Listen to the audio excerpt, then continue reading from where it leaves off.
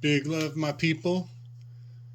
Today we are taking a little walk through the church. We're going to find all the angels hiding in our iglesia, the Church of English, the construct with which we give form to the world around us. So I've done this before in a couple different capacities in previous videos, and I just kind of left this hanging on one of my videos there with the Illumidonkey eye and the septenary cipher. I mentioned that I wanted to talk about the rest, the seventh day that God rested, and how as a child I always recognized in my Bible studies that RST is a very powerful word. It is the end. It's the end of creation. It's the resting point. It also is in this sequence in the alphabet, QRST. And I just found it slightly profound and somehow telling that they were indicating that God is to be found in that location, in between the R and the S, or in right there, or maybe at the T. Maybe T is, the crossing point. And I've done videos before on T being Tav, being the final letter in the Hebrew alphabet. So there again, we find the ending point on T, and as I've said before, in ordinal, T is 20, the 20th letter, and the 20, I hear twin T in this, in the sounds the word 20 is made up of. So, I find T to be very sacred. It's a sacred cross of sorts. It's the Tau cross. It is. It's the staff that Moses cured the Israelites with the staff with the serpent on the staff.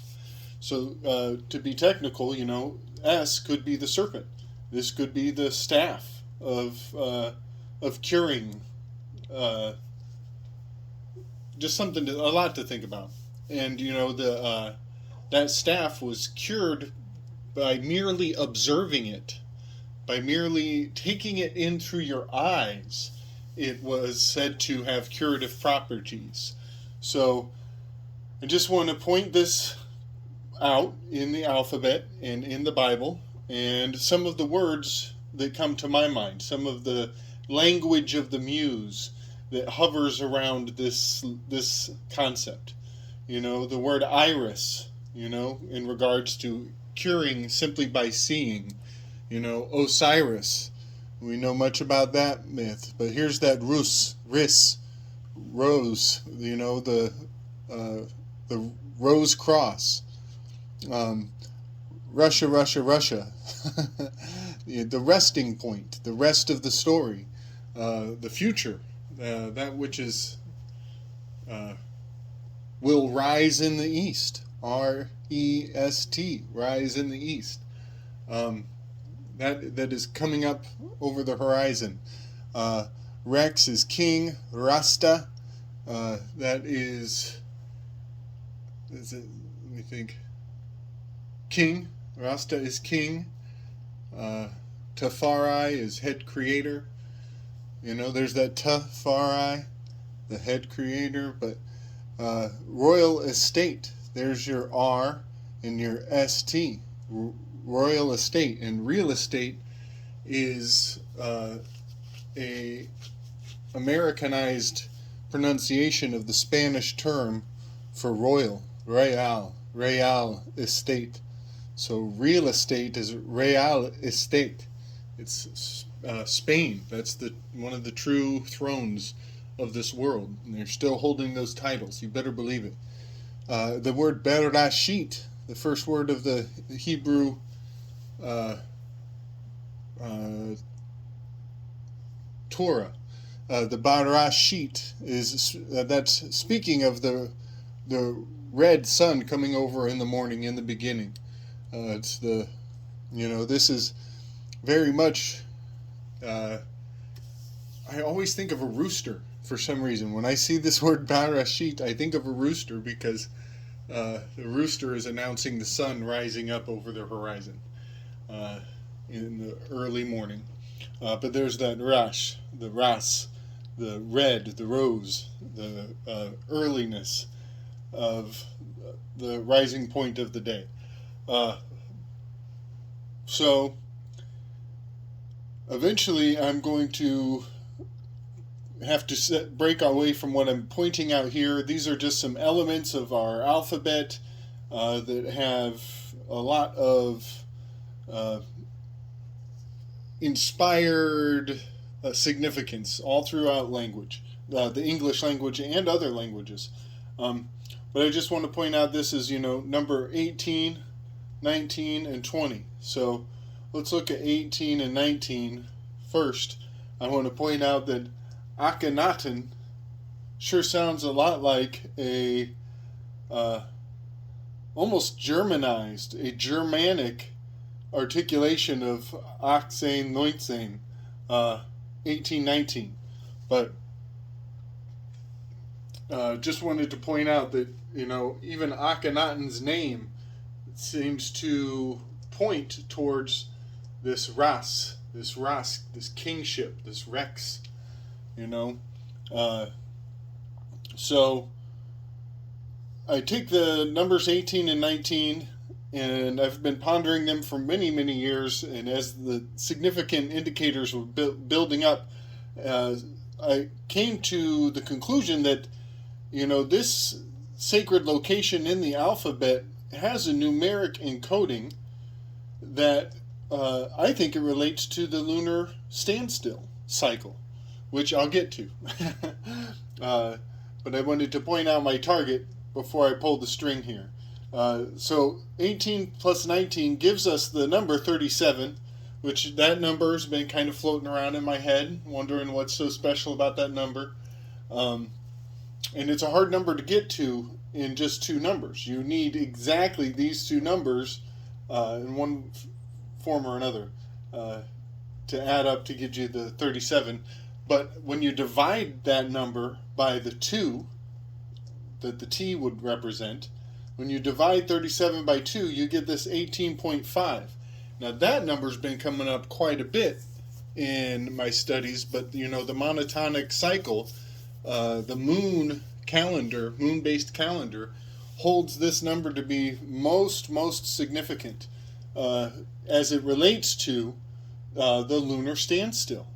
And as I'm researching the lunar standstill, I'm staring me right in my face, the R, the S, and the T, with that little break in the middle. Isn't that something? The RST, add it up, divide it, and you get the lunar standstill cycle. So there we have, on the seventh day he rested. And right there in that breaking point, there is a very significant cosmic event when the moon goes through a very strange lapse of motion. So everybody, if you want to take the time, go ahead, look up the lunar standstill, read all about it.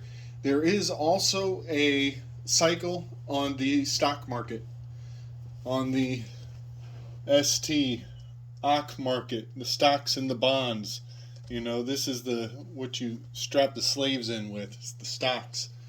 So on the stock market, there is an 18.5 year rise and fall, having everything to do with real estate and the value of money and the mojo that makes the world go round. So I'm quite convinced, the IRS, the IRIS, the Osiris, the stock market being dialed in with the lunar standstill cycle.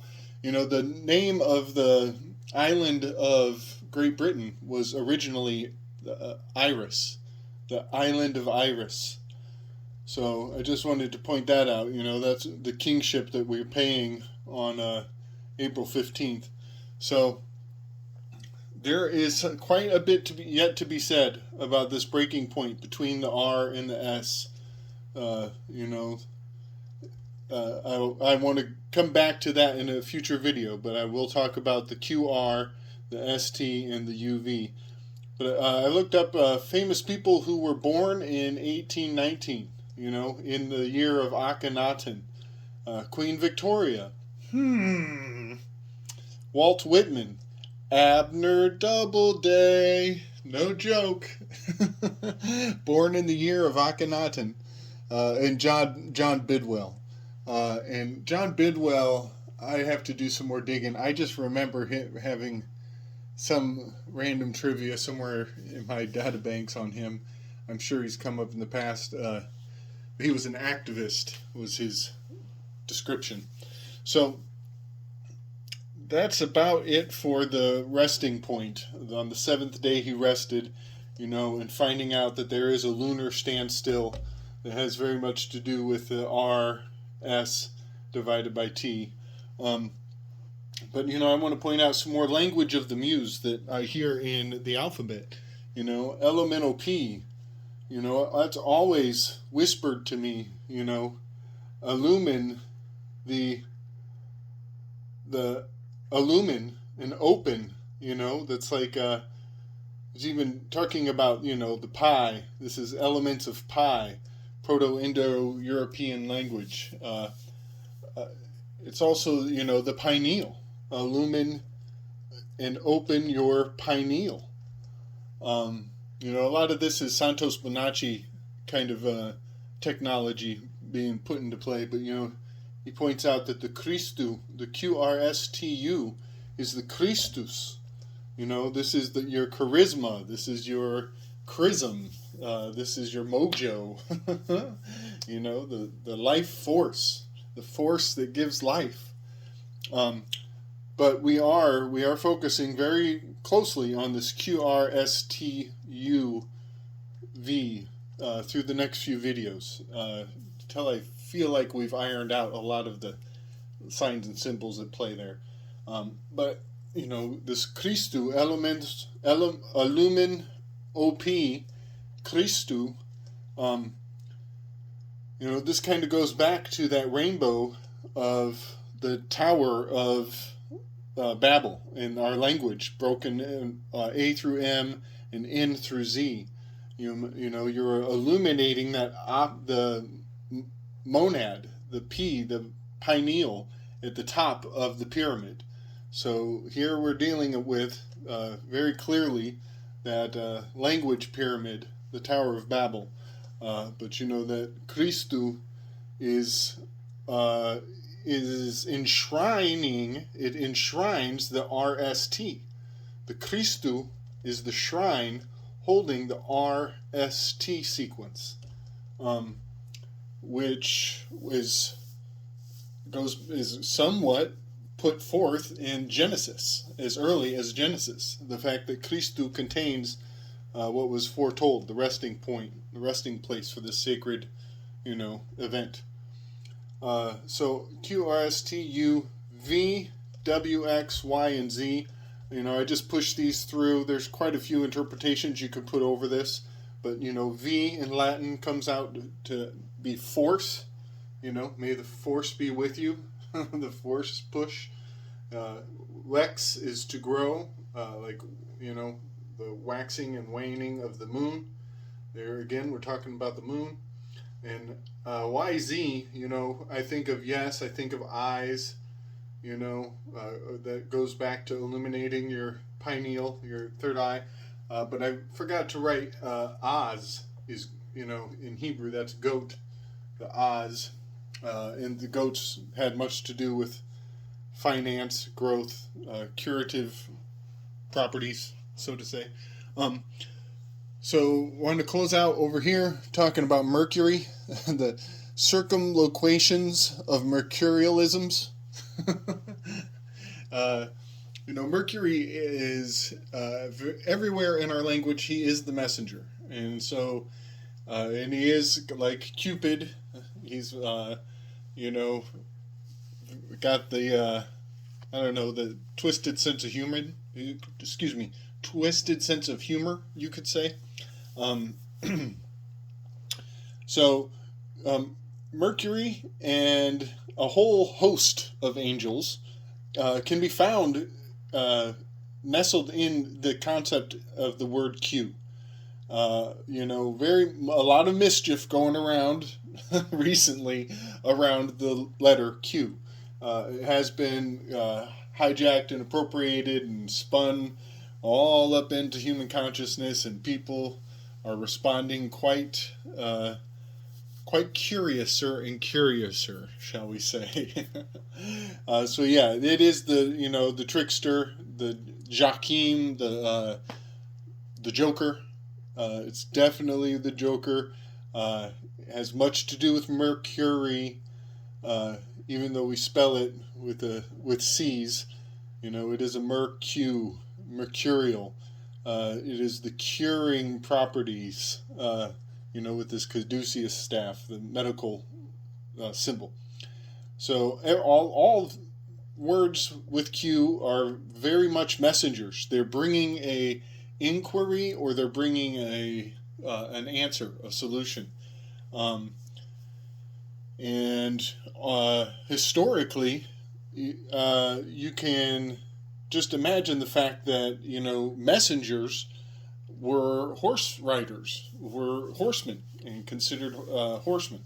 So even the word equestrian, which has the Q in it, the word equestrian is a mercurial concept because horses were integral to delivering messages. The video I did on the four horsemen of the apocalypse and how they relate to the four questions of journalism, plus 5 and 6, I guess, are the why and the how. But anyways, getting back on track here, I just wanted to point out Q is very mercurial. It's very trickster-oriented, kind of that Jacob, Joachim tower going on. H also is very mercurial. In English, we often use H for the what, the who, the why, the how, the where. Always has that H, so it's carrying the message in English. But in Latin, we see much more often the Q, and even more frequently in French. The Q is, I believe, a French influence concept. I also wanted to point out, Rome, they use that vox in excelso. That's a voice from on high. They're trying to evoke the ranks of the angelic realms, the echelons of the heavenly host, and so that's the Q. That's the quotation of God. It carries the word. Quotation marks carry the word, like wings on the backs of two baby little angels holding the words up as living words, so to say. So quotation marks, definitely very angelic. So getting on with H and GH, that's how they come out in the alphabet. GHI, and that GH, those are the letters of Mercury. Mercury's symbol is literally HG, and Mercury is likes to go back and forth. It is like the second hand on the clock. It's ticking the fastest. So it likes to go in reverse, both directions, retrograde, GH, HG. So that's GH is 78, which is the number of cards in the tarot. And here's our two T's. And you'll find GH in words like light, night, weight, might, all of these. Holy Ghost, HG. But Mercury has an 88-day orbit. I've talked about this before. And there's your 8 on the caduceus. The 8 is Q. The 8 is the H. It's also the analemma, both lunar and solar analemma. So I think I'm done. I've run that one into the ground. Here's your Eye of Ra. This is, the symbol for prescriptions, but it's also the symbol for retrograde, which is predominantly performed by Mercury. That's a long one. Sorry about dragging on, but I just wanted to get all of this out of the way, particularly this math equation regarding 37, which divides into 18.5 in the lunar standstill. We're going to push on from there. Much love, everybody. Strength.